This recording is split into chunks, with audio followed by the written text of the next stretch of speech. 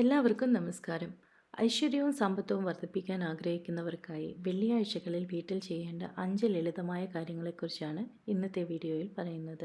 സമ്പത്തിൻ്റെയും ഐശ്വര്യത്തിൻ്റെയും ദേവിയായ മഹാലക്ഷ്മിക്ക് ഏറെ പ്രിയപ്പെട്ട ദിവസമാണ് വെള്ളിയാഴ്ച.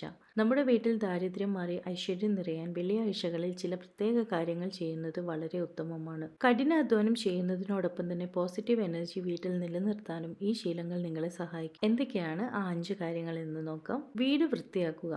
വെള്ളിയാഴ്ച രാവിലെ എഴുന്നേറ്റാൽ ഉടൻ വീടും പരിസരവും വൃത്തിയാക്കുക.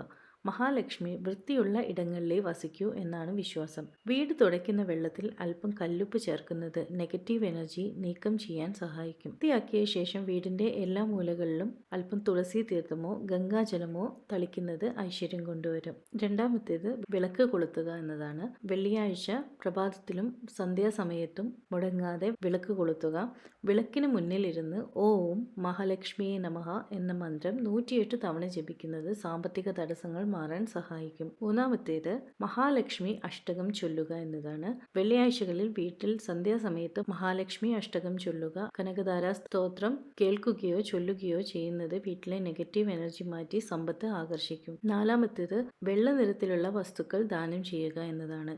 വെള്ളിയാഴ്ച ശുക്രന്റെ ദിവസമാണ്. ശുക്രനെ പ്രീതിപ്പെടുത്താൻ വെള്ള നിറത്തിലുള്ള സാധനങ്ങൾ, അതായത് പാൽ, പായസം, പഞ്ചസാര, വെള്ള വസ്ത്രം ഇവയെല്ലാം ദാനം ചെയ്യുന്നത് നല്ലതാണ്. വീട്ടിൽ പായസം ഉണ്ടാക്കി ദേവിക്ക് നിവേദിച്ച ശേഷം കുടുംബാംഗങ്ങൾ കഴിക്കുന്നതും ഐശ്വര്യപ്രദമാണ്. അഞ്ചാമത്തേത് ഒരു ചെറിയ പാത്രത്തിൽ അല്പം കല്ലുപ്പെടുത്ത് അതിൽ 1 രൂപയുടെ നാണയം വെക്കുക.